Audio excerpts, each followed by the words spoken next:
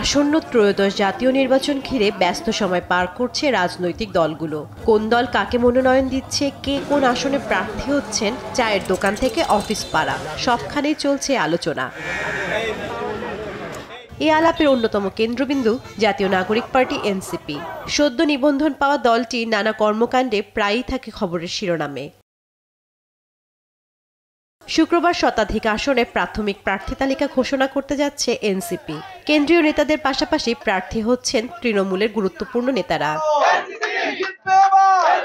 ৩০০ আসনের জন্য প্রস্তুতি নিচ্ছি। তারপরে যদি কারোর সাথে জোট সমঝোতা হয় তখন আমরা হয়তো সেটা নেগোসিয়েশন করব।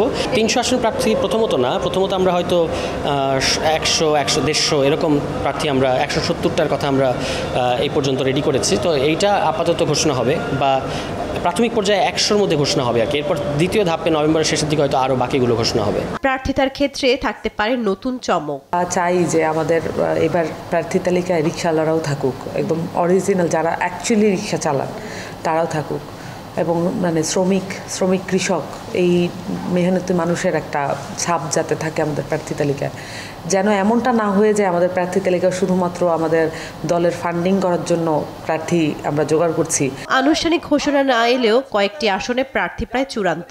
এর মধ্যে দলের আহ্বায়ক নাহিদ ইসলাম লড়বেন ঢাকা ১১ আসন থেকে, আখতার হোসেন রংপুর ৪, সার্জিস আলম পঞ্চগড় ১, হাসনাত আবদুল্লাহ কুমিল্লা ৪, নাসিরউদ্দিন পাটোয়ারি ঢাকা ১৮, তাসনিম জারা ঢাকা ৯, সামান্তা শারমিন ভোলা ১, সরোয়ার তুষার নরসিংদী ২, আব্দুল হান্নান মাসুদ নোয়াখালী ৬, আরিফুল ইসলাম আদিব ঢাকা ১৪, মীর আরশাদুল হক চট্টগ্রাম ১৬, গোলাম মর্তুজা সেলিম ঠাকুরগাঁও ৩, আতিক মুজাহিদ কুড়িগ্রাম ২ আসনে লড়বেন।